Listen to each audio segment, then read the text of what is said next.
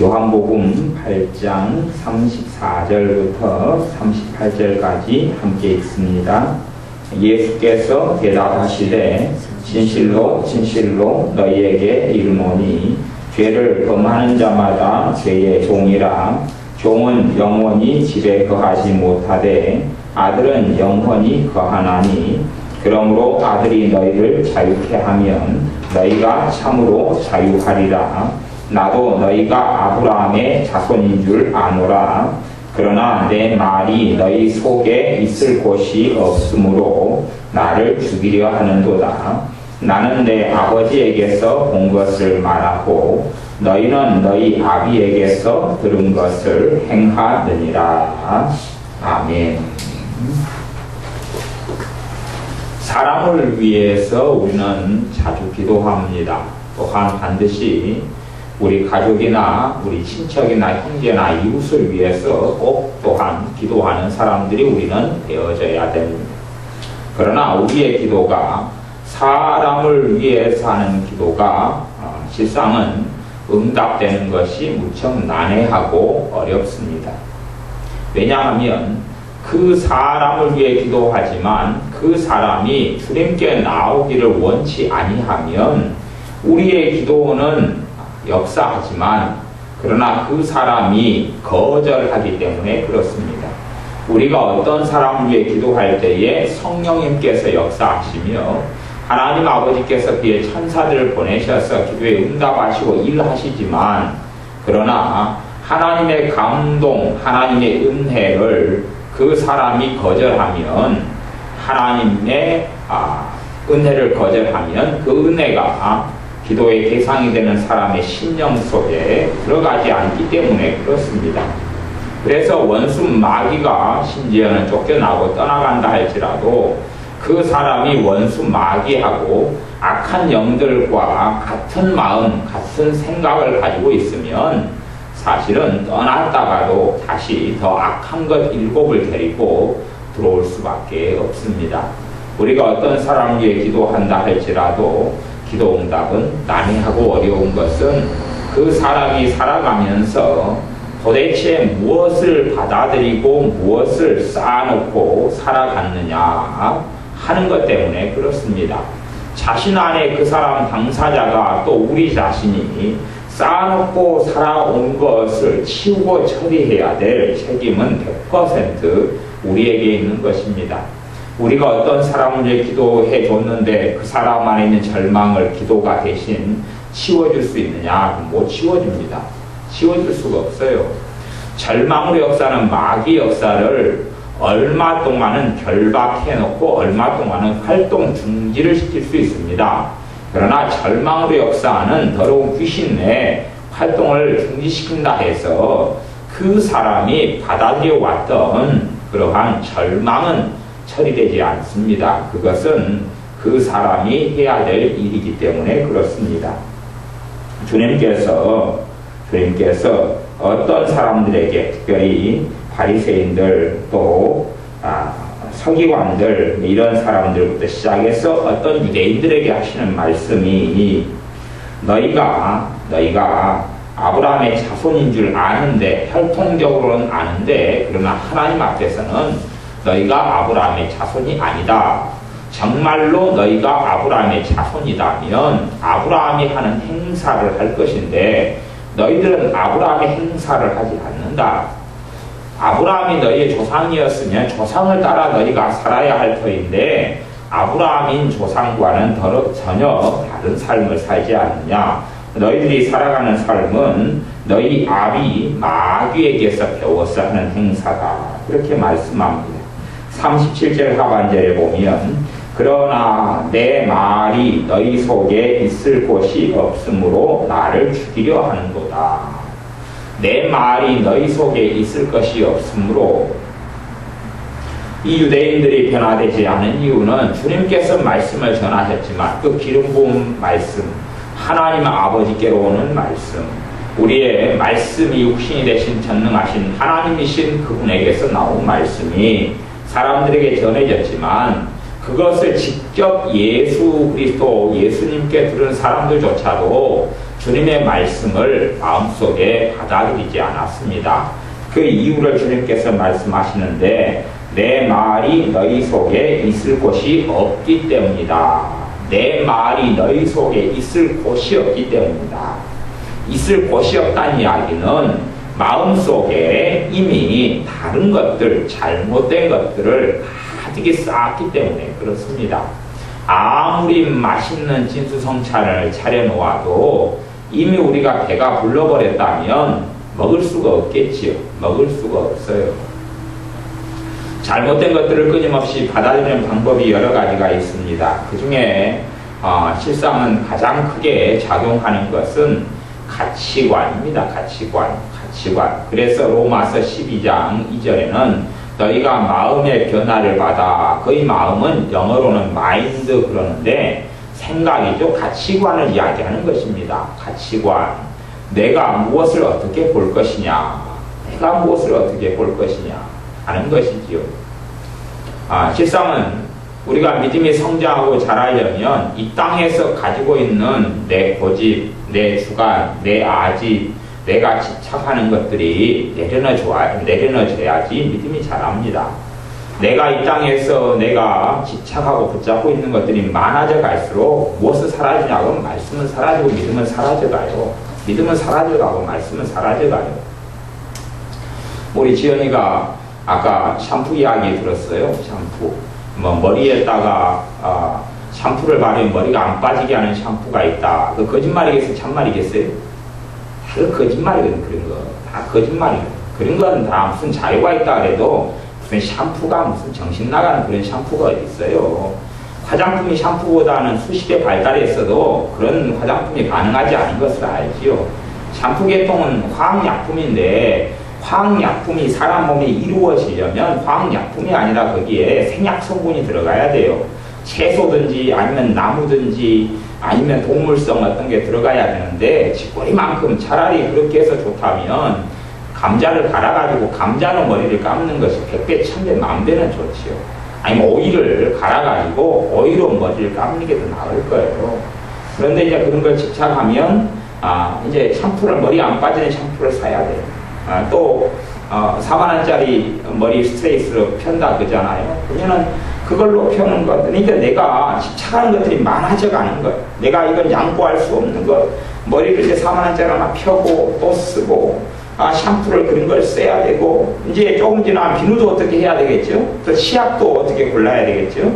등등의 내가 필요 때문에 그러는 것하고, 정상인데 그냥 병이 있어가지고 어떤 걸 하는 건 괜찮은 거예요. 병이 있어서. 하지만 정상인데 어떤 내가 세상에 집착하는 것들이 많아져가면 옷이든지 신발이든지 아니면 어떤 특정한 것들이 많아져가면 그 사람은 진리 가운데 이제 거하지 않게 됩니다. 하나님의 말씀이 거하고 있을 곳이 없어져가기 시작해요. 오늘 은혜하고 승혜가 한탕 했죠. 한탕 했는데 둘이 이제 한번 티격태격 했는데 그 사연이 뭐냐 그러면 은혜가 학교에 갔다 와서 이제 수제비를 해 먹었어요. 나는 은혜는 앞으로 요리사가 돼서 충분히 좋다. 야, 수제비를 중학교 6학년이 와서 빚어가지고 해 먹으면 참 대단하죠. 야, 수제비를 해 먹고 있는데 승혜가 학교에 맞춰가지고 와서 수제비를 먹고 싶어요. 먹고 싶어 좀 먹자 그러니까 이제 은혜가 하는 말이 그럼 먹으면 되는데 먹는 대신 너가 설거지는 너가 해야 된다. 내가 애쓰고 힘들게 만들었으니까 설거지는 너가 해야 된다. 그러니까 이제 승혜도 얍삽하게 그러면 내가 안 먹고 대신에 아빠가 먹는 걸 조금은 몇 입은 먹어보겠다. 그러니까 그 얍삽한 것을 보면 더 기분 나쁘죠. 그래서 은혜가 또 한마디 했어요. 그렇게 한두 입 먹어도 설거지 해야 된다. 그러니까 승혜는 이제 더러워서 안 먹겠다. 속으로는 그러고 이제 했지요. 둘 다 옳지 않죠. 둘 다 그런 거예요. 승혜는 이제 제게 그래서 은혜 언니가 좀 쪼잔하다 그런 식으로 하면서 이야기를 전달하겠지만 듣는 제 입장에서는 네가 더 쪼잔하다. 두 쪼잔이가 참 잘한다. 이게 말을 좀 서로 간에 좋게 해가지고 또 안 먹은 오니 설거지를 왜 언니가 먹고 또 열심히 수고한 것도 못 해주겠어요. 또 안 해주고 내가 다 하는 보니 어떻게 했느냐 그것이에요. 그러니까 문제는 이런 일에 있어서 자기 이제 고집이 있어요. 내 생각에는 내가 수고하고 애를 썼는데 너가 그렇게 먹으면 되겠느냐. 해면 너가 기본적인 예의가 있어야지. 이렇게 내가 땀 흘리고 애써가지고 만들었으면 그깟 설거지 정도 못하느냐. 그리고 이제 숟가락 이렇게 손 안 대고 코 풀고자 하는 승의 입장에서는 노력하지 않고도 그냥 먹고 그 다음 설거지도 하기 싫은데 왜 그걸 시키느냐. 그런 거지요. 자기의 고집과 아집과 자기의 생각들이 집착하고 붙잡는 것들이 많아져 갈수록 그것이 뭘로 작용하냐 그러면 가치관으로 작용해요. 가치관. 저는 아이들 세계에서요. 뭐 유치원 교사들이 정신 나간 소리를 참 많이 하는데 아이들은 친구가 많아지면 그 사람 믿음의 삶을 살지 못합니다. 유감스럽게도. 친구가 많으면 믿음의 삶을 살지 못해요. 그러니까 친구가 많으면 친구를 어떻게 확인해야 되냐 하면 친구가 기도하는 친구냐, 친구가 성령 세례 받았느냐, 친구가 그래도 방언기도 정도 하느냐, 친구가 하나님의 말씀을 아느냐, 하나님의 말씀을 사모하고 말씀을 읽느냐, 친구가 정말 주님 사랑하느냐, 그런 친구냐 그걸 물어야 돼요. 친구가 성품이 좋아요, 성격이 좋아요. 성격 좋든지 간에 마귀 자식인데 그에게 진리가 있겠어요, 없겠어요? 진리가 없죠. 그러면 친구들과 교제하고 사귀고 만나고 이야기하고 살아요. 무슨 이야기겠어요? 먹는 것, 마시는 것, 입는 것, 핸드폰, 옷, 세상 이야기죠. 세상 이야기. 친구가 10명이면 세상 이야기가 10군데에서 들어오죠. 10군데 방송에서. 친구가 20명이면 20군데 방송에서 들어오죠. 세속화죠. 세속화. 친구가 있으면 있다. 그러면 자랑할 만한 친구는 얘 기도하는 사람이에요. 얘 참 예수님 사랑해요. 그런 친구만 사실은 가치가 있지요. 물론 그런 친구를 찾는 것은 하늘의 별 따기처럼 어려워요. 그렇다면 내가 친구들의 어떤 세상의 정보, 세상의 이야기가 아니라 내가 주도권을 가지고 친구들에게 주님을 이야기하고 주님을 소개하고 알리는 주도권을 주지 않는다면 결국은 세속화가 일어날 수밖에 없어요. 세속화가 일어나요. 그 영향을 그냥 고스란히 받아요. 어른들도요, 친구들이 안 좋은 친구가 있으면 어른도 친구의 영향 그대로 받습니다. 40살 되고 30살 돼도 50살 돼도요, 귀가 얇은 사람이 많아서요, 친구들이 어떤 이야기하면 쏙 빨려 들어가요. 뭐 쇼타면 빨려 들어가고. 그래서 우리 근처에 그 약장수 들어와서 약 팔잖아요. 그러면은 이제 나이 드신 어른들 70살, 66, 뭐 75살 뭐 이런 어른들, 할머니들 불러놓고 약 팔잖아요. 원가가 한 몇만 원짜리를 몇십만 원 주고 팔고 그렇게 사람을 끌려고 하니까 이제 선물들을 쌓아놓고 주는 거죠. 한 번 오면 화장지 10,000원짜리 막 주고 세트로 뭐 주고 또 몇 번 참석하면 관리 세트를 주고 그렇게 해가지고 사람을 끄는 거예요. 그렇게 연세가 많이 들었어도 이제 귀가 얇아져요. 왜 얇아지냐 그러면 건강에 문제가 생기기 때문에 어떤 약 먹으면 몸에 좋다. 그렇게 해서 광고하니까 그걸 이틀 듣고 3일 들으면 100만 원짜리 약도 사는 거예요. 150만 원짜리 약도 사는 거예요. 그렇게 사요. 그렇게 하는 것처럼 어른이다 해서 귀가 얇아요. 그 자신의 주변에 어떤 사람을 두고 사느냐가 그 사람의 이야기하는 것이에요.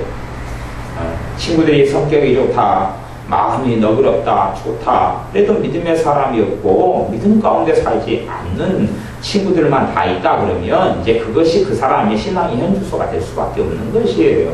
어떻게 될 수 없는 거예요. 사도 바울이 있다 그러면 사도 바울이 세상 친구를 사겠다 하면 사도 바울은 주님의 복음을 전해주고 사겠을 거예요. 그 사람의 영향을 받는 게 아니라 영향을 주겠지요. 영향을 주는 사람이죠.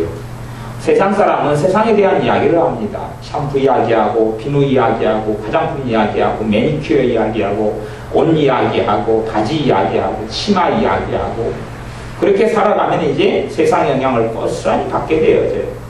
세상 친구를 가진 애들은 중학생이든 고등학생이든 애들이 치마 입으면 다 미니스커트 계열 입어요. 그렇죠? 하나님의 말씀은 단정히 하고 그래서 그런 어떤 방식의 옷을 반대합니다. 반대해요. 하지만 점점점 치마가 짧아지고 바지가 짧아질 수밖에 없어요. 자, 집에서 입고 가족끼리 있는 데서 입는 것은 괜찮아요. 뭐 잠옷도 입고 그렇게 하는데 그게 뭐 문제겠어요. 그런데 밖을 돌아다닐 때 차림이 믿는 사람과 믿지 않는 사람이 차이가 없다. 그러면 똑같은 거예요. 똑같아요. 그리고 오히려 나는 신앙생활하고 예수 믿으니까 그리고 더 방심해서 더 많은 세속화가 일어나 버리기도 해요. 더 많은 세속화가 일어나요. 난 괜찮아. 나는 괜찮아. 그리고 세상의 방식을 전파하는 전도자가 됩니다. 얼마나 놀라운 전도자가 되는지 몰라요. 세상의 방식을 퍼뜨려요. 정말 중요하지 않은 것들을 퍼뜨려요. 우리 지연이가 이제 샴푸를 하나 샀다 그러면 결국은 진짜가 아니라 가짜, 착각, 세뇌, 믿음이 아닌 가짜. 쓴 다음에 이제 자기가 이 샴푸는 머리를 안 빠지게 해준다고 믿으니까 사가지고 썼다 그러면 머리가 안 빠진 것처럼 느낄 거예요? 안 느낄 거예요? 느끼겠죠? 그러면 친구들한테 이제 뭐 선전하기 시작해요? 샴푸 선전하기 시작하죠? 샴푸 선전해요. 그리고 이제 평생 매여가지고 살든지 아니면 그것보다 더 좋은 샴푸를 또 앞으로 구하든지 그렇게 하겠죠. 그리고 샴푸 선전하겠죠. 계속 샴푸 선전해요. 그렇게 세상의 물을 전하는, 세상의 가치관과 흐름을 전하는 전도사가 되어서 이제 살아가요. 전에 제 가까운 사람이 만나면 이야기하는 게 다단계, 옛날에 다단계 이야기예요. 다단계, 얼마나 다단계가 은혜로운지. 진짜로요, 진짜로. 다단계 그거 참여했더니 부부관계 회복돼 버리고, 다단계에 참여했더니 막 그냥 뭐 돈이 생기고, 다단계 참여했더니, 그래서 제가 그 사람한테 이야기했어요. 그분 신분이 전도사님이신데, 제가 이야기하기를, 나한테는 이야기하지 말아라. 당신이 다단계 전도사냐? 당신 입에서 예수님 이야기는 전혀 들을 수가 없고, 다단계 이야기만 나오니까, 당신 다단계가 당신 주님이냐? 다단계가 당신 주님이냐? 나하고 전화통하고 나하고 만나는 데는 다단계 이야기하지 말아라. 그 다단계 그래도 좀 그런 대로 유명한 다단계도 좀 있잖아요. 그 한 다단계에 속해가지고 그렇게 했어요. 아까 몇 년 동안 다단계에 미쳐가지고 다단계 이야기만 계속 하는데 다단계 이야기만. 그 다단계에 특정한 어떤 다단계예요. 그렇게 해가지고 이제 한 3년 주구장창 이야기하다가 다단계 가서 다단계 부부 세미나 갔더니 부부 사이가 좋아졌다. 와, 다단계가 부부 사이를 좋게 해주더라. 뭐 등등 3년 동안 미쳐가지고 이야기하다가 한 3년 지나니까 손해를 받는가 안 받는가 그 다음에는 이야기를 안 하더라고요. 그렇게 그 하나에 빠져가지고 그러면 이제 그 사람들은 믿는 사람들이죠. 그것도 전도사님이고 막 그러지요. 그러면 저한테 막 다단계 이야기를 끊임없이 했으면 주변 사람들한테 했겠어요? 안 했겠어요? 했지요. 그렇기 때문에 신자들이 예수님을 믿는 사람들이 세속화를 일으키는 그런 못된 앞장을 서는 사람들이 되는 경우가 많아요. 자기가 골프를 좋아하면 골프에 미쳐가지고 골프 선전만 해요. 그냥 골프 이야기만 하고 골프 선전만 하고 헬스에 좋으면 헬스 이야기만 하고 제가 아는 어떤 사람은 요가를 좋아해요.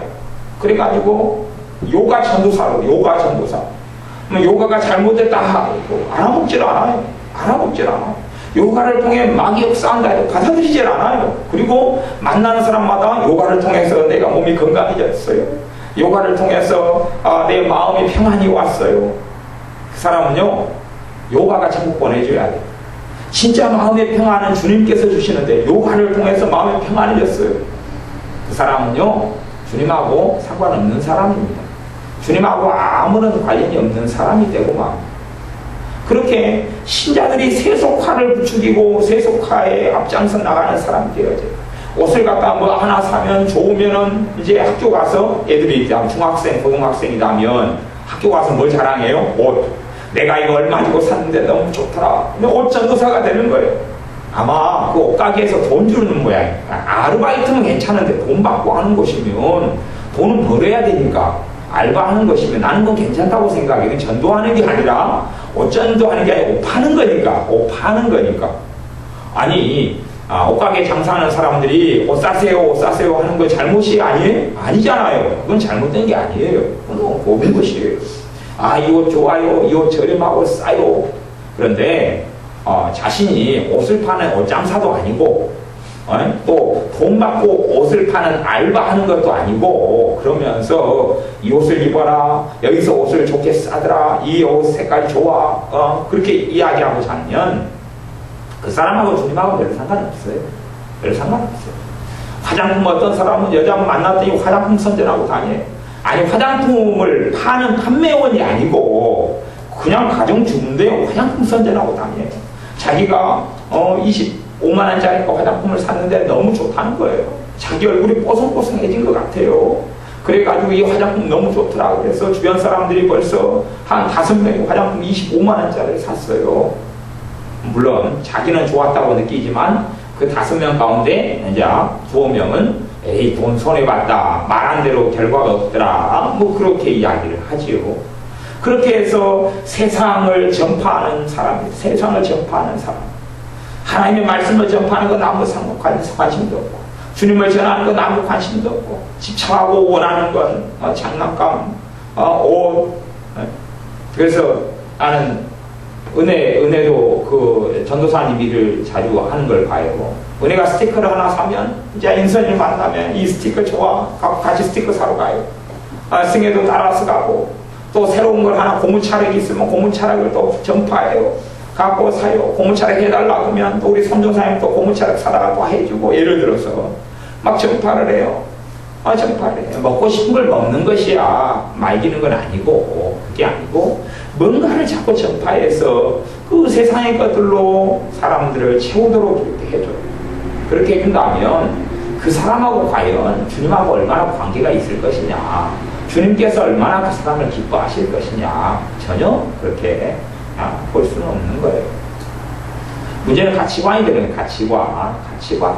내가 무엇으로 사느냐. 근데 그 사람에게 중요한 것이 결국은 그 사람 마음을 차지해요. 자기가 중요하다고 생각한 것을 이야기하고 살 거 아니에요. 옷이 중요하다고 생각하면 뭐 이야기하고 살아요? 옷 이야기하고 살고, 머리카락이 중요하면 뭐 이야기해요? 이제 머리카락 이야기하죠. 머리카락을 지원이처럼 반드시 펴는 거라든지 안 빠지게 샴푸를 하는, 뭐가 이거 중요하니까? 머리카락. 그런 경우는 그냥 머리카락 빡빡이로 그냥 100% 밀어줘 보면 좋아요. 방학 때는 밀어줘 보면 머리카락 가지고는 이제 모자 쓰고 다니든지, 대신에 이제 머리카락이 또 몇 센치가 자랐느니 어쨌느니 또 그럴 거지요. 그냥 자기가 자기 마음속에 쌓아둔 걸 가지고 입으로 말해요. 마음속에 쌓아둔 것을 계속 말하고 살아가요. 옷을 마음속에 쌓아뒀으면 옷 이야기 나오고, 머리카락을 쌓아뒀으면 머리 이야기 나오고, 뭐 별의별 것, 매니큐어, 뭐 손톱을 뱃속에 딱 가득 쌓아놨으면 손톱 이야기, 자주 다른 사람 손톱 관찰하고 다니고, 손톱, 청소하고 손톱을 다듬는 직업이고 일이다면 그 사람은 당연한 거예요. 그거 자체를 이야기하는 게 아니에요. 그게 아니라 그냥 세상의 어떤 가치관, 기준, 눈을 마음속에 가득히 두고 그걸로 배를 불려요. 그래서 사람들과 만나면 그런 것을 이야기하고 살아가요. 그게 아이들의 방식이에요. 물론 이제 어른도 그 눈이, 보는 눈이 그렇게 되어져서, 어른도 보는 눈이 그렇게 되어져서 또 다른 것들을 어른들은 쌓아두고, 그리고 그걸 말하고 살아가요. 그걸 생각하고 살아가요. 내가 내 안에 쌓아둔 것들로 끊임없이 말하고, 끊임없이 눈으로 쳐다보고. 그래서 주님께서 너 눈이 성하면 내 온몸이 성할 것이다. 눈이 성하다 그 말은 내 마음에 쌓아둔 걸 가지고 눈으로 쳐다보고 다니는 거죠. 눈으로 쳐다봐요. 내게 옷이 쌓아졌으면 뭘 항상 보고 다녀요? 옷을 항상 보고 다니죠. 옷을 보고. 그게 눈이 성하다. 눈이 성하지 않다 그런 것이에요. 내가 옷이 쌓여졌으면 항상 옷에 관심을 가져. 내가 집에 인테리어에 관심이 있으면 항상 인테리어. 형교회에 이번에 노회 시차례가 있었는데 목사님들이 오셨는데 목사님들이 다 그 교회 인테리어를 보고 너무 마음에 든 거예요. 인테리어를 최근에 이제 수천만 원 들여가지고 했잖아요. 또 이제 어떤 분이 해주셨잖아요. 근데 인테리어를 보고 너무 마음에 들어가지고 이 인테리어 어떻게 했느냐, 얼마냐, 뭐 그런 걸 자꾸 물어봐요. 근데 그전에도 목사님들이 종종 또 물어봤지요. 근데 그 목사님들의 마음에는 뭐가 있는 거예요? 교회 인테리어가 마음에 있는 거예요. 교회 인테리어가 마음에 있습니까? 그걸 가지고 보고, 그래서 그런 분들이 이제 교회들만 다니면서 인테리어를 보죠, 인테리어. 교회 건축하고 건물에 관심 있는 사람들은 교회 건물을 볼 때마다 야, 이게 얼마 주고 지었을까, 모양은 어떠냐, 구조는 어떠냐, 그것에만 마음이 두고 그렇게만 살아가요. 그래서 건축 이야기를 많이 안 보고 해요. 사실은 교회가 뭐 건축하는 게 잘못이라는 문제가 아니라 그 사람 안에 건물이 들어차버리면 목회자가 문제가 되지요. 문제가 돼요. 우리가 내 눈으로 바라보고 있는 것, 그것이 내 안에 들어와 있는 것이죠. 주님을 만났으면서도 이 어떤 유대인들은 주님을 죽이려 했어요. 바리새인 서기관들 같은 유대인들부터 주님을 죽이려 했어요. 하나님의 말씀, 주님의 말씀이 마음속에 들어올 공간이 없고 자리가 없다고 주님께서 이야기. 내 말이 너희 속에 있을 것이 없다. 왜냐하면 주님 말씀 대신 다른 것들이 다 들어가 있기 때문에 그렇죠. 이미 다른 것들로 이미 가득 찼어요. 주님께서 하신 말씀하고는 바라보는 방식이 틀리고 이해하는 게 틀리고 생각하는 게 틀려요. 그래서 주님께서 진리를 말씀하심에도 당신 말에는 동의할 수 없다. 당신 생각은 동의할 수 없다. 오히려 꼬투리를 잡고 공격하려고 그러죠. 기준은 자기 걸로. 자기의 기준으로 말하고 공격하고, 그리고 주님께서 진리를 버리지 않기 때문에 자신들이 진리라고 생각하는 그 정신 나간 생각으로 주님을 죽이려고 시도하고 그렇게 마음먹고 살아갑니다. 내 말이 너희 속에 있을 것이 없으므로 나를 죽이려 하는도다. 나이 드신 분들이 특별히 믿음이 이렇게 들어가기 어렵고 믿음 성장하기가 어려운 것을 항상 봅니다. 왜 그러냐 하면 나이 드신 분들은 이미 그 속에 너무나 많은 것들, 너무나 많은 잘못된 것들, 본질적으로는 죄입니다. 본질적으로는 회개하지 아니한 죄들이 쌓인 것이 죄들. 그런데 죄라는 것이 구체적으로 들어갔을 때는 본질은 죄인데, 죄라는 것이 사람의 심성과 마음속에 쌓이는 방식은 잘못된 가치관, 잘못된 비진리, 잘못된 감정들, 절망, 우울, 비통함, 원한, 미움, 증오심, 시기, 질투, 그리고 세상에 대한 욕심, 탐욕, 집착 등등의 것으로 사람들 마음 안에는 쌓여져 있어요. 그래서 죄를 발생하는 온상지같이 되어집니다. 그 사람이 신발을 탐심내고 신발에 욕심내고 신발로 죄를 많이 지었다면 누가 예를 들어서 자기가 새 신발을 신었어요. 그런데 길 지나가는 사람이 비 오는 날 구정물을 좀 튀겼거나 아니면 실수로 신발을 좀 밟았다면 이 사람은 가만히 있지 않을 거예요. 오히려 달라들고 싸우거나 세탁비 내놓으라 한다거나 새 신발을 어떻게 했다거나, 신발이 자기 마음 안에 가득 집착돼서 들어와 버린 사람은 신발 가지고 짜증내고 싸우고 그래요.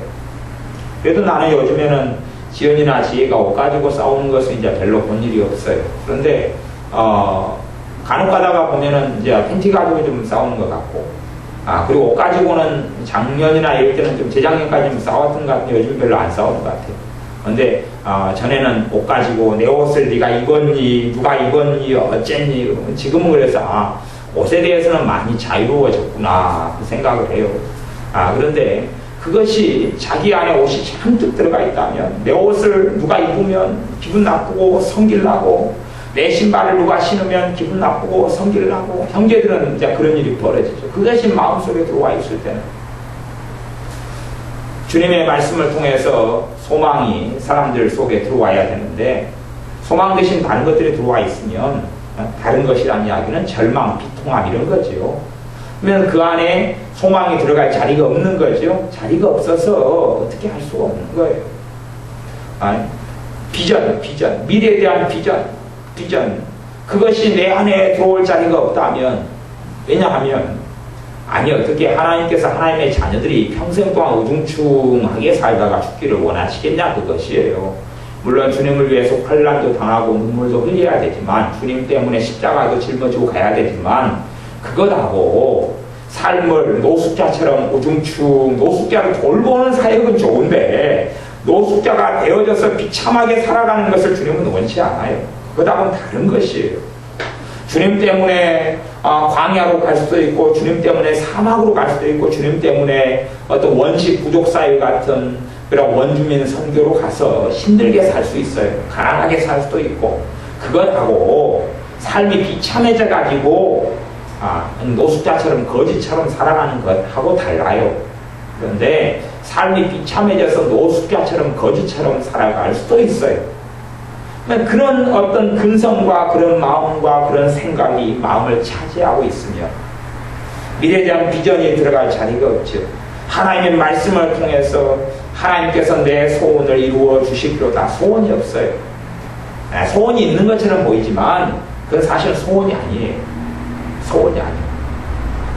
제가 최근 들어서 어떤 것을 좀 가르쳤냐 하면 사술적인 기도를 제가 설명을 했어요. 사술적인 기도. 사술적인 기도를 뭐냐 하면 사술적인 기도는 기도 자체를 통해서 기도하는 자기에게 더러운 귀신이 들어와 버리고 귀신의 역사를 끌어와 버리고 기도의 대상자가 되는 사람의 귀신을 보내버리는 게 사술의 기도예요. 그렇기 때문에 옛날에 흑마술과 백마술, 흑마술 같은 경우는 지푸라기로 그 사람 모습을 만들어 놓고 바늘로 막 가슴을 찔러가지고 죽어라 죽어라고 저주를 내리고 이런 것이 흑마술이고 백마술도 있고 그래요. 근데 그런 사술을 거는 것처럼 신자들이 하는 기도 자체가 사술이 될 수가 있어요. 사술이란 말은 무당투닥거리다 그 말이 무당투닥거리. 어떤 사람이 기도 생활을 오래 해옵니다. 오래 해오는데 열매가 없다 아니면 거의 없다. 그러면 그 사람은 거의 10중 8구 열에 8개 9개는 사술 기도를 하고 사술. 다시 이야기하면 하나님께서 진리의 하나님이시기 때문에 하나님의 말씀과 맞지 않는 기도는 받지 않습니다. 받지 않고 하나님 말씀과 어긋나는 기도는 누가 역사합니까? 귀신이 역사합니다. 마귀가 역사합니다. 마귀가. 그래서 그 사람들이 이야기해요. 나 기도 생활 좀 했는데요. 많이 했는데요. 주님과 가깝습니까? 아니요. 주님의 은혜가 있습니까? 아니요. 주님의 평강이 당신 심령 속에 있습니까? 아니요. 주님의 기쁨이 있습니까? 아니요. 아니 그런데 어떻게 당신이 기도한 겁니까? 그것이 정말 당신이 기도했다는 이야기는 사랑 대신 주님께 나왔다는 이야기고 소망 대신 주님께 나왔다는 이야기고 기쁨 대신 주님께 나왔다는 이야기고 당신의 능력 대신 주님께 나왔다는 이야기고 그분과 함께 거했다는 이야기인데 주님의 기쁨이 있습니까? 아니요. 나 그냥 절망만 있어요. 기도생활 하셔요? 예. 기도생활을 새벽마다 일어나서 합니다. 그런데 저는 절망만 있습니다. 나는 비통해요. 비통. 나는 기도생활 계속하는데 내 마음속에는 너무 큰 상처와 원한이 있어서 잊을 수 없어요. 정말 당신이 기도하는 것입니까? 그건 기도 아닙니다. 당신은 기도해 왔던 것이 아닙니다. 깜짝 놀래요. 아니 저 기도해 왔는데요. 아니 정말 당신이 기도해 왔다면 주님과 함께 거하는 시간이 기도인데 그러면 주님의 평강이 당신 안에 왜 없습니까? 당신이 주님께 나간 게 아니고 마귀한테 나간 것 아닙니까? 당신이 마귀하고 기도라는 말이지만 함께 있었기 때문에 마귀의 것이 당신 안에 가득 찬 것이 아니겠습니까? 아니면 마귀의 것이 차있던 것을 당신이 처리하지 못하고 더 강해져 왔거나 당신이 한 것은 기도가 아닙니다. 당신은 마귀를 끌어들이고 살았고 마귀를 당신이 기도한 사람들에게 보내고 산 것이 아니겠습니까? 사술의 기도라는 이야기는 사람을 조종하는 기도를 사술의 기도라고 합니다. 사람을 조종하는 것. 사람을 조종하는 것. 기도를 통해 사람을 조종하는 것이 조종하는 것.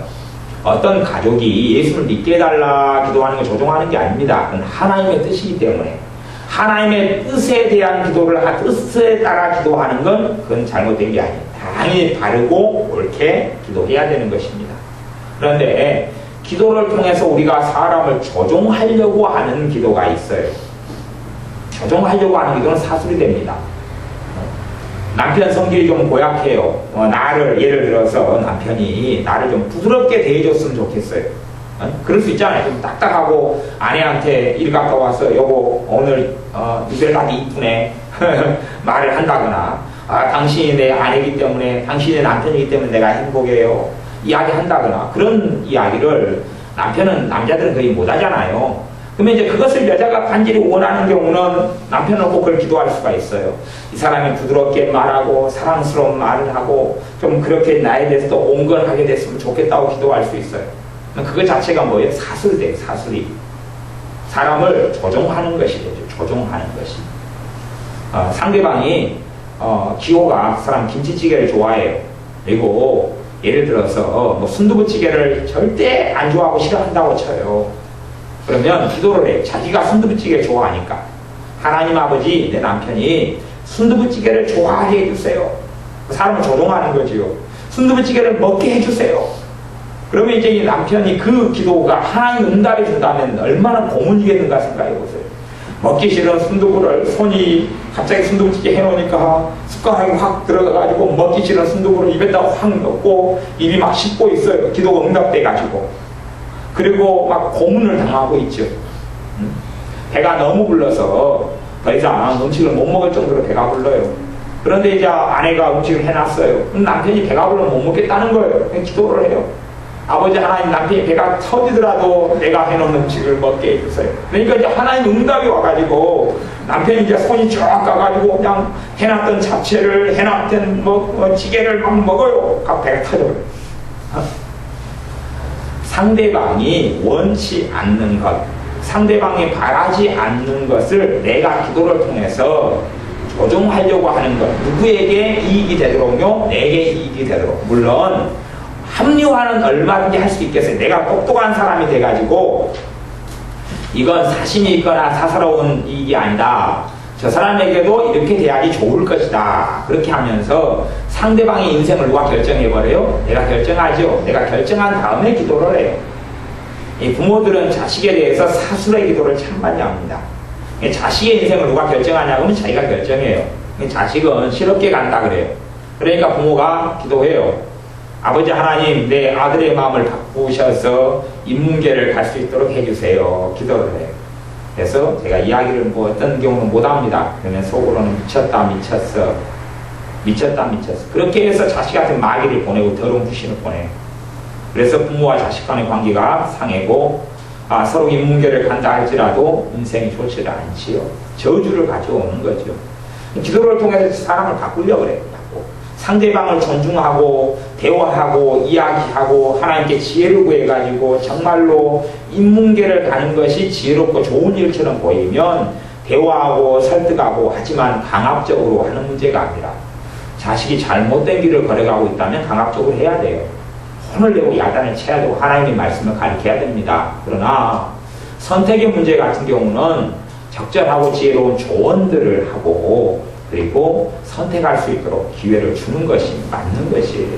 사람은 하나님의 형상을 따라 창조되어서 각 사람의 선택하는 것을 하나님은 존중하십니다. 심지어 그가 주님을 거절하고 지옥을 선택해도 그렇게 갈 수밖에 없는 것이에요. 하나님은 강제로 사람을 어떻게 하지 않습니다. 그런데 기도를 통해서 사람을 강제로 어떻게 바꾸려고 그래요. 남편이 어떤 직장이 나타났는데 실업자예요. 그런데 이제 아내 보기에는 새로운 어떤 직장이 나타났는데 그 직장이 참 좋은 것 같아요. 근데 남편은 그것이 일하기 싫다는 거예요. 그래서 기도해요. 하나님, 남편이 저 일을 할 수 있도록 마음을 감동해 주십시오. 물론 객관적으로 보면 아내가 옳아요. 왜냐하면 직장 생활을 몇 개월 동안 안 하면서 뭘 먹고 살라는 이야기예요. 게으름 피우고 있는 게 아니고 일을 해야지요. 그런데 남편은 지금 하기 싫어해요. 기도를 통해서 이제 남편에게 이야기하면 남편은 성질 내니까 하나님하고 해결하겠다. 그리고 하나님 남편의 마음을 감동하셔서 저 일을 하게 해주십시오. 그렇게 기도를 해요. 그런 기도가 사술의 기도가 되는 경우가 굉장히 많아요. 하기 싫은데 마음을 감동해서 해달라니 그런 거 이상한 기도가 되는 것이에요. 근데 그런 기도 생활을 사람들이 참 많이 합니다. 이거 뭐냐면 자기가 제고 똑똑하고 자기가 제고 지혜로운 사람, 자기 판단, 자기 평가가 너무 높아요. 자기 안에 자기 중심과 자기 생각으로 꽉 쌓여 있어요. 이게 하나님의 뜻과 하나님의 지혜와 하나님의 은혜가 들어올 자리가 없어요. 공간이 없고 자기의 생각, 자기 말, 자기 판단, 자기가 쌓아놓은 그것들로 보고 판단하고 그렇게 살아가요. 요한복음 8장 뒤에 보면 39절부터 제가 읽어보겠습니다. 대답하여 가로되 우리 아버지는 아브라함이라 하니 예수님께서 가라사대 너희가 아브라함의 자손이면 아브라함의 행사를 할 것이여늘 지금 하나님께 들은 진리를 너희에게 말한 사람이 나를 죽이려 하는도다. 진리를 주님께서 말씀하셨는데 진리가 들어오지도 않고 받아들이지도 않고 주님을 죽이려 해요. 제가 어떤 극단적인 그 책들 같은 걸 보면 하나님의 말씀이 전파되고 막 진리가 전파되면 사람이 다 회개가 일어나고 변화된다. 그러면 주님 말씀 듣고 다 변화됐어야지요. 그렇게 되지는 않아요. 각 사람마다 주님이 말씀을 전하시지만 주님이 말씀을 갖다 진리를 갖다가 주님의 말씀을 듣는 사람들의 강리를 집어넣어버려요? 안 집어넣어버려요? 안 집어넣어요. 그 사람들이 마음을 열고 진리를 받아들일 수 있고 거부할 수 있는 것이에요. 그까지는 하나님 관여하지 않습니다. 그건 관여하지 않아요. 그 사람의 진리를 받아들일 때에 진리의 영이신 성령님께서 도와주시고 역사하셔요. 그 사람의 진리를 받아들일 때에 그래요. 하지만 이 사람들은 진리를 받아들이지 않았어요. 강제로 진리를 집어넣지 않습니다. 절대 그렇게 하지 않아요. 아브라함은 이렇게 하지 아니하였느니라. 41절 너희는 너희 아비의 행사를 하는도다. 그 아비가 누구냐? 그 아비는 42절 하나님이 너희 아버지였으면 너희가 나를 사랑하였으리니 이는 내가 하나님께로서 나서 왔습니다. 나는 스스로 온 것이 아니요 아버지께서 나를 보내신 것이니라. 그러면서 이들의 진짜 아버지를 이야기하는데 44절 너희는 너희 아비 마귀에게서 났으니 너희 아비의 욕심을 너희도 행하고자 하느니라. 저는 처음부터 살인한 자요 진리가 그 속에 없으므로 진리에 서지 못하고 거짓을 말할 때마다 제 것으로 말하나니 이는 제가 거짓말장이요 거짓의 아비가 되었음이니라. 거짓말장이다. 베레아 같은 경우는 이 귀신들이 하는 말들을 믿어버려요. 하지만 귀신들은 거짓의 아비예요. 물론 최고의 사기의 방법이 있어요. 최고의 사기의 방법은 진짜 사실 9개에다가 결정적인 거짓말 하나를 섞어요. 이게 마귀가 하는 방법이에요. 그런데 베리아가 거기에 속아 넘어가는 거예요. 귀신이 하는 말이 옳더라. 당연히 옳죠. 최고의 사기꾼에 속하니까. 입에서 나오는 말이 열이면 열 거짓말이면 그 사람 말을 믿을 이유가 없지요. 그러나 옳은 말이잖아. 맞네. 지혜롭네. 타당하네. 그런 가운데서 이제 애매하고 교묘하게 진리를 거스려서 거짓을 섞어버리는 것이에요. 그런 것들이 사실 이단도 그런 거예요. 갈수록 이제 심화돼서 정치가 드러나지만 처음에는 살그머니 그럴싸한 것, 올바른 만한 것들, 다른 말들을 섞어가지고 이야기해요. 이 땅에 거짓 선지자들도 굉장히 많습니다. 또 거짓 선지자 이렇게 보다는 미혹된 자들도 꽤 많아요. 신앙서적을 제가 요즘에 또 어떤 책들을 좀 점검하고 읽어보고 있는데 아무리 읽어봐도 좀 미혹된 사람이다. 이런 사람을 제가 한 2~3명 걸 지금 책을 좀 다시 확인하고 있어요. 이거 확실히 미혹이 맞다. 그런데 그 사람이 미혹되어가지고 어떤 책을 쓰는데도 대부분 옳은 이야기를 씁니다. 옳은 이야기에다가 이제 교묘하게 틀린 걸 써요. 그러니까 미혹이 그래서 무서운 것이 처음부터 다 거짓말하고 다 틀린 이야기하면 누가 도대체 그 말을 따르고 믿겠어요. 그런데 이 진짜 최고급 사기꾼은 그냥 100개를 이야기하면 100개 가운데 진짜 최고급은요 99개를 사실 이야기해요. 거기에다가 결정적인 하나를 이제 섞어가지고 모든 걸 뒤집어 엎죠. 그런 방법을 쓰는 것이에요. 그래서 베레아는 귀신을 쫓아낼 때 그 귀신들이 하는 말을 가지고 신학을 만들고 교리를 만들고 성경 해석하는 문을 만들어버렸어요. 그래서 다른 것이 들어갈 자리들이 드물게 되겠죠. 물론 귀신은 많이 쫓겨나가는 것 같지만 나갔다가 들어오고 나갔다가 들어오고 반복을 또 많이 하는 경우도 있어요. 마귀는 마귀의 욕심을 아비의 욕심을 너희도 행하고자 하느니라. 살인자요 거짓말자니까. 우리가 우리 안에 많은 것들을 쌓아두면 진리가 들어갈 자리가 없습니다. 회개를 통하여서 우리 안에 쌓아둔 것을 뱉어내고 처리해야 됩니다.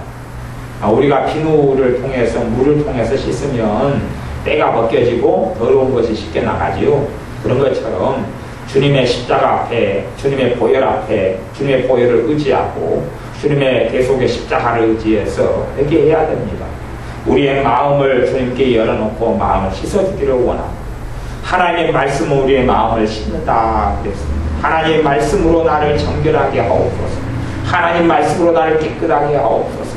요한일서 1장 9절 말씀, 너희가 너희 죄를 자백하면 저는 의로우시고 미쁘시사 너희 죄를 사하시면 너희를 모든 불의에서 깨끗하게 하신다라고 말씀합니다. 우리가 주님께 나와서 우리의 죄를 고백하며 주님 앞에 겸비하게 엎드릴 때에 우리의 마음을 씻어주고 청소해 주기 시작합니다. 우리 안에 쌓아왔던 많은 것을 두고서는 어떻게 할 수가 없습니다. 우리가 새로운 음식을 먹을 때도 우리 배가 꺼져야지 새로운 음식을 먹습니다. 그런 것처럼 하나님의 진리의 말씀이 내 안에 들어오려면 내게 있는 세상의 것들이 빠져나가야 되고 내 안에 잘못 쌓아놨던 것이 주님 앞에서 버리고 처리하고 없애야 됩니다. 그것들이 쌓아져 있는 상태에서는 아주 골치 아픈 것이 되고 맙니다. 비빔밥에다가 맛있는 된장찌개를 갖다가 비빔밥 위에 부어버려요. 비빔밥도 맛있고 된장찌개도 맛있다 그래가지고 비빔밥하고 된장찌개를 섞어가지고 먹는다면 그것을 개밥이다 그럽니다. 돈가스가 너무 맛있어요. 돈가스도 맛있고 그 다음에 된장국도 맛있어요. 그래가지고 돈가스에다가 된장찌개를 부어버려요.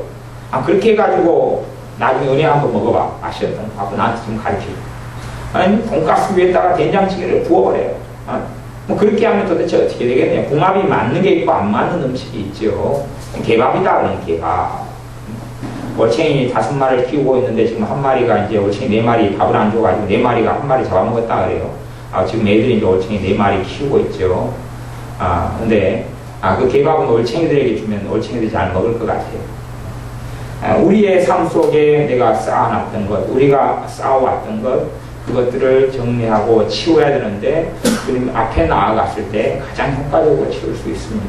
주님 앞에 나아갈 때 뭘 붙잡고요? 말씀을 붙잡고 말씀을 통하여 내 잘못된 가치관, 내 잘못된 생각, 내 잘못된 집착, 내 잘못된 고집, 아집, 편견, 또 세상에 대한 욕심, 세상 욕심. 그래서 주님께서 경계한 게 이생의 자랑, 또 안목의 정욕, 그리고 세상 탐심, 이런 거죠. 이런 세상에 대한 사랑, 너희가 세상을 사랑치 말라 그랬는데 세상이 자꾸 들어와요.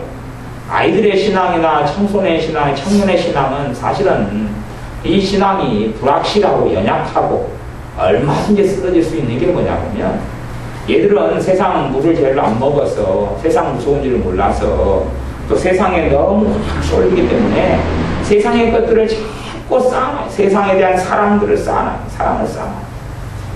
아마 우리 애들한테 핸드폰 가지고 있는 애들한테 핸드폰 수거하고 애들 미쳐버릴 거예요. 지은이한테 핸드폰 앞으로 쓰지 마. 핸드폰 없이 살아. 그러면 미쳐버릴 거예요.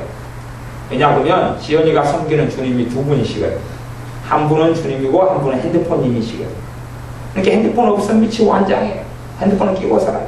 옛날 우리 지혜는 핸드폰이 주님 되신 지 오래되셨죠.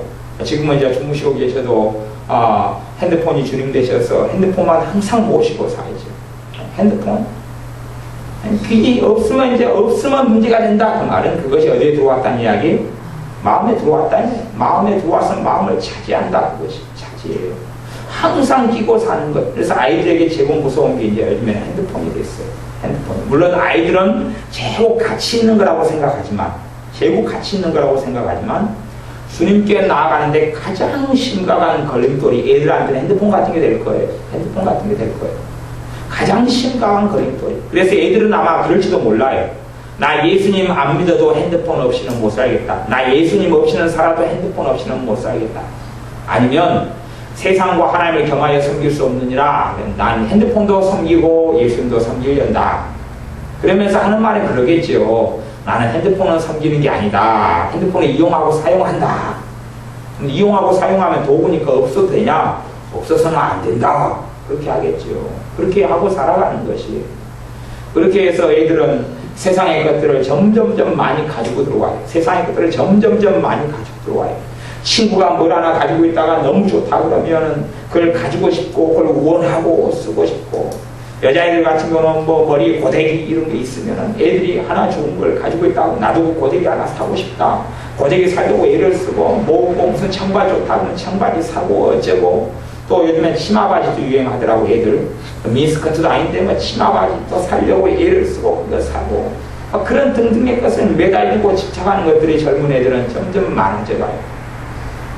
나이 드신 분들은 마음속에 감정적인 죄들이 참 많이 있어서 절망, 비통함, 환멸, 무의욕, 실망, 저주, 미움, 증오 이것들을 가득히 쌓아놨죠.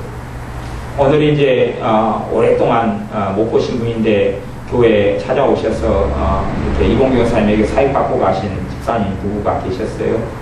근데 그분들 다시 찾아오셔서 기도 사역해주고 이럴 때 들어보니까 10년 동안 원수가 돼가지고 형제끼리 용서를 못한 그런 이 케이스더라고요. 그런 케이스인데 용서하지 않으면 주님하고 상관이 없다. 그리고 엄격하게 전사님이 가르치셔가지고 회개시키고 용서시키고 대신에 가서 이제 용서하고 형제끼리 관계를 회복해라. 병원에 지금 이제 입원해 있는데 형수님하고 이제 시동생이 그렇게 된 거죠. 원수가 돼가지고. 근데 이제 용서를 했는데 참아가서 빚지는 못하겠다. 그래서 이제 같이 가달라고 그래서 이제 같이 병원까지 찾아가서 10년 만에 가가지고 10년 만에 예수 믿는 사람이 용서하지 못하고 이빨을 뜩뜩 갈고 있었던 거죠. 10년 만에 가서 손잡고 잘못했다고 하고 그리고 그분에게 예수님의 복음을 전하고 예수님을 영접하시도록 했던 예수님 영접 기도도 했다 그래요. 그렇게 이제 다음에 또 그래서 정신이 오락가락 나이가 드셔가지고 이제 그렇게 돼버린 거죠. 치매인데 하여튼 이제 오락가락 하는 거죠. 오늘은 정신이 똑똑해서 예수님을 영접했다 그래요. 이렇게 용서를 빌고 잘못을 비니까 마음이 열리죠. 열리니까 너가 믿는 예수님, 너가 당신이 전하는 예수님을 내가 듣고 싶다. 그렇게 되는 거죠. 근데 믿는 사람이 증오심과 원한을 쌓고 오니까 이제 이분들이 기도를 받으러 온 이유가 그거 아니에요. 10년 동안 미움을 쌓아왔는데 정상적인 신앙생활 가능했겠어요? 못하지요. 귀신의 역사가 굉장히 강력하고 귀신의 짓눌림이 강하지요. 못 살겠는 거예요. 못 살아서 전에 정사님이 어디서 잠깐 만나는 길에 머리 한번 살짝 짚어줬더니 너무 이렇게 좋고 좋았던 것 같아요. 또 전에 10몇 년 전에 도움을 또 받았던 분들이고 그래서 다시 이제 너무 고통스럽고 너무 힘들고 은혜도 없고 기쁨도 없고 예배 드려도 예배가 어떻게 하나님께 드려지지도 않고 너무 힘들고 모든 걸 다 잃어버려요. 하나님 앞에 얻었던 걸 다 잃어버린 것 그런 비참한 상태 속에서 오늘 찾아오신 거였어요. 왜냐하면 미움과 증오를 신자가 돼서 10년 동안 품고 살았는데 어떻게 정상이 됐겠느냐. 그것이 정상이 될 수가 없는 것이지요. 그런 것들을 쌓아놓고 있으면 말씀이 들어갈 자리가 없지요. 전에 섬에서 계시는 할머니 집사님 한 분이 오시자마자 이제 어쩌지해가지고 알게 돼서 듣고 이제 몸이 너무 아파서 치유기도 받으려고 오신 할머니 집사님이셨는데 오시자마자 옆집에 대한 악담과 저주와 미움의 말을 막 쏟아놓는 거예요. 그래서 그분에게 옆집에 있는 사람을 용서하시라 그랬더니 나 용서 안 하겠다는 거예요. 용서 안 하고는 주님의 사람으로 살 수 없다 그랬더니 그러면 나 그런 하나님 용서하라는 하나님 안 믿겠다고 뛰쳐나가고 그러는 거예요. 아니, 대신에 이제 얼른 가서 잡았죠. 잡아가지고 다시 가르치고 설명하고 그렇게 했지요. 그 사람 안에 그 할머니 집사님 안에 가득 미움과 증오가 쌓이니까 뭐 진리의 말씀이 들어갈 자리가 없는 거예요. 어떤 권사님 너무 근심을 오래 쌓아놓으니까 근심을 주님께 맡기고 내려놓아야 됩니다 이야기하니까 들어갈 자리가 없어요. 아니 들어갈 자리가 없다는 이야기는 사실은요 자기가 자기 안에 있는 근심을 버리기 싫다 그 말이에요. 지금요 버리기 싫다 그 말이에요. 버리기 싫고 나는 이것을 담아가지고 이걸로 살겠다 하는 이야기에 결국은 내가 버려내야지 진리가 들어올 것 아닙니까? 근심하지 말라는 말씀을 가지고 근심을 안 하려면 근심을 버려내야지 이 말씀대로 살아가기 시작하는 거예요. 근데 버리지 않으면서 그래서 치유사회 같은 걸 하다 보면 사람들은 자기 안에 쌓아놨던 걸 버리고 치워야 하나님의 은혜가 나타나는데 자기 안에 쌓아놨던 것을 버리기 싫어해요. 버리기 싫어요. 그래서 제가 마음속으로 물어보고 싶어요. 혹시 고물상 하십니까? 혹시 고물상 하셔서 얼마나 버시는가요? 제가 아는 분도 고물상 하는데 단가가 고물을 파시는데 혹시 단가가 좀 더 주시면 신문지 키로당 또 10원이나 더 주시면 요리 고물상을 옮기려 합니다. 거래처를. 그리고 옮기도록 제가 이야기해 드릴게요. 그리고 고물상 아십니까? 자기 안에 쌓아놨던 걸 버리기 싫으니까. 버리기 싫으니까 진리를 받아들이기 싫은 거죠. 진리가 들어오려면 버렸고 비워야지. 내려놓고 비워야지만 진리가 들어오는 것인데 하나님의 사랑을 내가 받아들이려면 하나님의 사랑과 반대로 쌓아놨던 지옥의 것들, 저주받는 것들을 버려야 되는데 버리지 못하는 거예요. 미움과 증오와 원망을 비워내고 버려야 하나님의 사랑이 들어올 것 아닙니까? 그 자리를 내 심령을 내 안에 계신 진리 영신 성령님의 역사를 통하여 내 심령이 하나님의 사랑을 채우지요. 그런데 내가 이 증오와 원망과 미움과 이걸 버리지 못하면 사람을 판단하는 사람들은 참 사랑하기 어려워요. 왜냐하면 내 안에 판단이 꽉 찼는데 저 사람을 판단하기 시작하는데 어떻게 사랑해지겠어요? 이게 참 어려워요. 그래서 양심적인 사람은 막 안에가 딜레마가 일어나요. 두 개가 막 싸워요. 두 개가 싸워가지고 어찌할 줄을 모르게 되는 경우도 있어요. 내가 많이 쌓아놨던 것을 버리고 비워야 됩니다. 우리는 잘 하잖아요. 음식물 쓰레기 담는 데가 있어서 음식물 쓰레기 통이 다 차면 버리고 오잖아요. 버리는 거 참 잘하잖아요. 그런 것처럼 세상 사람들이 외롭다는 이야기를 듣게 되면 안 됩니다. 우리 안에 쌓아놨던 것을 버려야 돼요. 진리가 내 안에 자리 잡고 내 안에 들어올 자리가 없는 것들이 아니라 자리를 비워내야 돼요. 아주 작은 소책자가 있어요. 내 마음 그리스도의 집이다. 그런 소책자가 있는데 그 책 이야기는 주님께서 그 사람의 마음의 집에 들어오셔서 맨 처음에 손님처럼 계시다가 하나씩 창고 열고 청소하고 집 방마다 청소하고 그렇게 되어져서 주님께서 그 집에 그 사람의 온전한 주님이 되어져 가는 과정을 다루고 있는 작은 소책자예요. 그런 것처럼 우리 안에 쌓아지고 창고 속에 우리 마음 속에 쌓아놨던 것을 비우고 없애야지. 그럴 때만 이제 진리가 우리 속에 들어올 자리가 있게 됩니다. 내 안에 진리와 반대되는 것, 다시 이야기하면 건강에 대해서 하나님을 원망하고 하나님을 비통해하고 건강에 대해서 슬퍼하고 건강에 대해서 불신앙하고 건강에 대해서 막 낙심하고 좌절하고 그러면 하나님이 너를 치유해 주신다 하는 믿음의 말씀이 들어오겠어요? 안 들어오겠어요? 안 들어와요. 들어오면 정상이 아니죠. 안 들어와요. 들어오질 않아요. 내 안에 건강에 대한 근심, 염려, 절망, 비통함, 의사의 말, 다른 사람의 말, 자기가 하는 마귀가 하는 거짓말들, 건강으로 하는 거짓말들 자기는 이렇게 쌓였는데 하나님이 믿는 자인 하나님의 자녀를 치유하신다. 이게 어떻게 마음속에 들어와요? 너가 너 병을 위해 기도하면 하나님께서 믿고 기도하면 이루어주신다. 믿음이 어떻게 들어와요? 말씀이 들어와야지 믿음이 생겨나는데 들어올 자리가 없는 거예요. 어렵지요. 그래서 어렵기 때문에 안 한다. 어렵지만 왜 안 해야 돼요? 해야지요. 내 것을 비워내야지만이 하나님의 진리의 말씀이 내 안에 차는데 비워내지 않으면서 어떻게 되냐 그 말이에요. 이게 사람들 종종 만나보면 또 집회할 때도 그래요.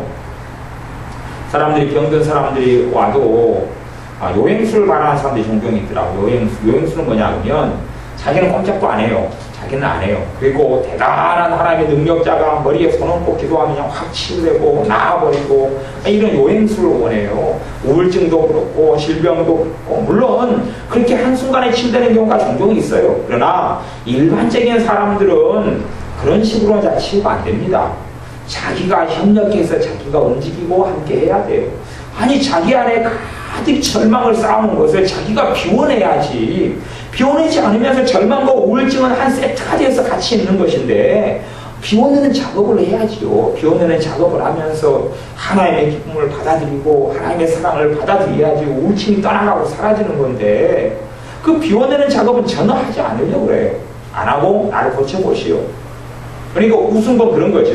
내가 절망을 그대로 품고 살 테니까 절망을 없애달라 그러는 것이. 내가 절망을 그대로 내게 소망을 달라 이거예요. 그러니까 다시 이야기하면 뭐냐면 개밥을 주세요. 개밥. 개밥은 그거거든요. 막 섞어버리는 거예요. 개밥을. 똥하고 볶음밥하고 섞어버려요. 똥밥을 주세요. 그래, 똥밥을 주세요. 아니, 절망하고 소망을 섞으면 어떻게 될까요? 도대체 그 똥밥. 절망하고 소망을 섞으면 뭐가 나올지 모르겠어요. 뭐가 나올지 모르겠어요. 아마 그걸 좋아하는 사람들이 있으니까 나중에 지은이가 요리할 때도 똥하고 그 다음에 돈가스하고 막 섞어. 그러니까 똥돈가스를 만들어. 은혜가 제일 좋아하는 것 중에 하나 치즈 돈가스를 좋아하잖아요. 아내가. 저는 고돈을 좋아해요. 고구마 돈가스. 그러니까 돈가스 안에가 치즈가 들어있고 돈가스 안에 고구마가 들어가 있잖아요. 그러니까 돈가스 안에 똥을 집어넣는 거. 그걸 사람들이 굉장히 좋아해요. 그게 진짜 그거 하면 사람들이 많이 팔 것 같아요. 똥돈을 파는 거. 똥돈 팝니다. 그래가지고. 그래서 자기 안에 있는 비참함하고 하나님의 기쁨하고 같이 짬뽕해가지고 똥돈을 만드는 거예요. 똥돈. 절망하고 소망을 섞어가지고 불신앙하고 신앙을 섞어요. 뭐가 나올지 모르잖아요. 똥돈을 만들어. 똥돈을. 사람은 그걸 좋아하는 거예요. 그걸 좋아해가 그렇게 살겠다. 그거예요. 그래서 그걸 좋아하는 사람들은 반드시 똥돈을 먹여야 돼. 끼니마다 똥돈을 먹여야 돼. 돈가스 속에다 똥을 집어넣어가지고 그래가지고 칼로 썰어가지고 냄새가 상큼하네요. 그러면서 이제 먹어야 되는 것이. 그렇게 먹는 것이. 그렇게 자기 안에 있는 걸 자기가 자기가 비웠으면 자기가 비워내야 될 거 아니에요. 그건 안 하려는 것이 안 해요. 많이 쌓았으면 비우는데 시간이 많이 걸리겠어요? 안 걸리겠어요? 걸릴 거 아니에요. 아니, 걸릴 거면 자기가 먹었으면서 누가 먹었냔 말이에요. 자기가 먹고 자기가 쌓았지. 누가 쌓아줬어요, 그걸. 자기가 안 하려고 그래요. 주님한테 그거 다 해달라고 하는 거예요. 하기 싫으니까. 주님 그런 거 안 해주시거든요. 자기가 다 치워야지. 누가 치워요, 그걸 도대체. 자기가 치워야지. 자기 집을 더럽게 만들어놓고 길 지나가는 사람한테 우리 청소해 주세요. 아니면 차라리 그렇게 낫겠죠. 자기 집을 더럽게 해놓고 기도를 해요. 하나님께 동서기도를 해요. 하나님, 내 집이 청소한 지 한 달이 됐습니다. 내 집 좀 깨끗하게 청소해 주세요. 청소가 안 되니까 하나님은 청소할 사람을 보내주시옵소서. 아마 응답이 올 거예요. 이런 손이 없냐 발이 없냐 네가 청소해라. 그게 당연한 거 아니겠어요? 아니면 농사 짓는 사람이 그렇게 기도한다고 해보세요. 그게 정말 이상한 기도입니다. 농사 짓는 사람이 밭이 500평 있어요. 무릎을 꿇고 밭 앞에서 기도해요. 하나님 씨앗을 뿌려주세요. 하나님 씨앗을 뿌려주세요. 씨앗을 하나님 안 뿌려줘요. 그러니까 하나님 씨앗 뿌릴 사람을 보내주세요. 씨앗도 주세요. 하나님 씨앗도 줬어요. 씨앗이 없으니까 좋다고 쳐요. 하나님이 직접 뿌려주세요. 하나님이 직접 뿌려주세요. 내가 뿌리는 것보다 하나님이 뿌리는 게 더 좋을 것 아닙니까? 뿌려주세요. 물론 그러겠지요. 안 뿌려줘요. 이제 일단은 그래서 다시 자기가 뿌렸어요. 하나님이 안 뿌려주니까 한 달 작전 비교했는데 안 뿌려주고 자기가 뿌렸어요. 뿌린 다음에 이제 뿌렸는데 이게 이제 시금치 씨를 뿌려야 되는데 이게 무씨를 뿌려버렸어요. 그러니까 이제 다시 기도해요. 작전 기도 한 달에 하나님 잘못된 씨를 뿌렸습니다. 변화시켜 주세요. 시금치를 뿌려야 되는데 무씨를 뿌렸습니다. 변화시켜 주세요. 무가 시금치가 되게 해주세요. 응답이 올 겁니다. 시금 대신 무 먹어라. 그래서 이제 포기했어요. 무를 먹으려고 농사 짓다가 무값은 폭락하고 배추값이 올라간다는 소식이 들려와요. 다시 기도해요. 하나님 무가 배추되게 해주세요. 무가 배추되게 해주세요. 가을이 돼가지고 이제 수확할 때가 됐어요. 기도해. 통성 기도해. 한 달 동안 어떻게 해요? 하나님 무를 뽑아주세요. 무를 뽑아주세요. 무를 뽑아주세요. 안 되니까 무 뽑을 사람을 보내주세요. 무 뽑을 사람 보내주세요. 그 사람 밥 먹을 때 그렇게 할 거예요. 앉아가지고 하나님 밥 해주세요. 밥 해주세요. 밥 해주세요. 밥할 사람을 보내주세요. 그러니까 이제 누가 들어와서 밥을 했겠죠. 상을 놓았겠죠. 그래서 무릎 꿇고 기도해요. 하나님 밥을 떼먹여 주세요. 하나님 밥을 떼먹여 주세요. 그렇게 사는 방식으로 살아가는 사람들이 많아요. 신앙생활 속에서. 이상한 방식입니다. 하나님 해달라는 거예요. 자기가 해야 되는데. 하나님 해달라는 거예요. 내가 밥을 떠먹을 때 건강을 주시고 팔에 힘을 주시고 잘 먹게 하시고 소화 잘 되게 하시는데 자기가 해야 될 걸 안 하는 것이. 이렇게 책임을 유기하고 책임을 회피하는 사람들이 정말 많습니다. 그런 사람 너무 많아요. 봐보세요. 건강한 사람이 밥을 한 끼 먹으면 그대로 계속 건강하겠지요. 그런데 몸이 아프고 몸이 고통스럽고 몸에가 탈진이 일어나고 빈혈이 있고 몸이 중병이고 이런 사람이 밥 한 끼 먹는다고 바로 이렇게 건강해지진 않을 거 아니에요. 몸을 보호하고 하는 시간이 걸릴 거죠. 예?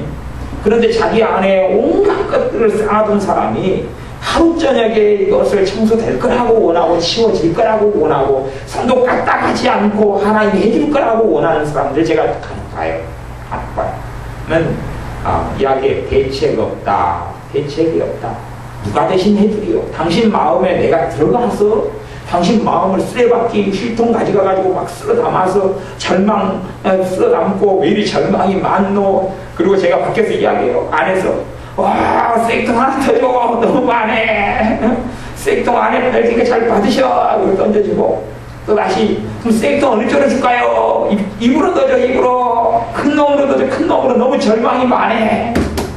그리고 다시 이제 쓰레기통에서 쓰레기를 그렇게 하고 그런 식의 일이 벌어지지 않습니다.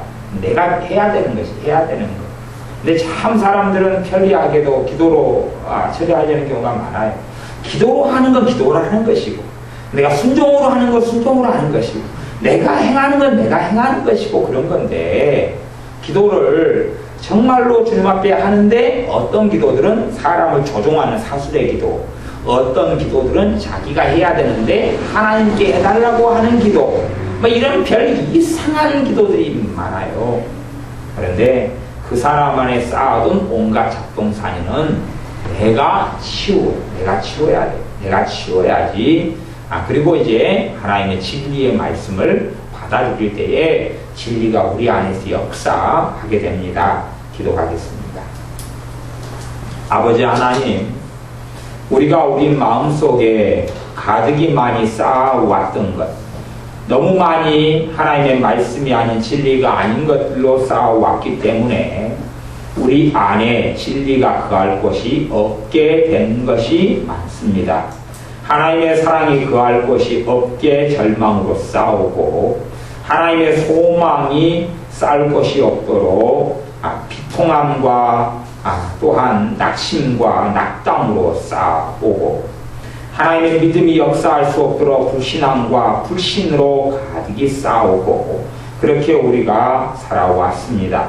그리하오니 이제는 우리가 직접 두 발로 뛰어서 우리가 스스로 행하여서 우리 안에 쌓아왔던 모든 온갖 것들, 좋지 않은 것들, 하나님이 기뻐하지 않는 것들, 천국에 속하지 않는 것들, 하나님 말씀에 어긋나는 것들을 치우고 버리고 없애며 세상에 대한 사랑과 세상에 대한 탐심과 욕심을 이생에 자란 안목의 정욕을 치워낼 수 있도록 이것들을 다 치워내고 처리하고 없애하여서 하나님의 말씀이 우리 안에 충만케 하고 주님과 동행하는 하나님의 자녀들이 되게 하여 주옵소서. 예수님의 이름으로 기도하옵나이다. 아멘.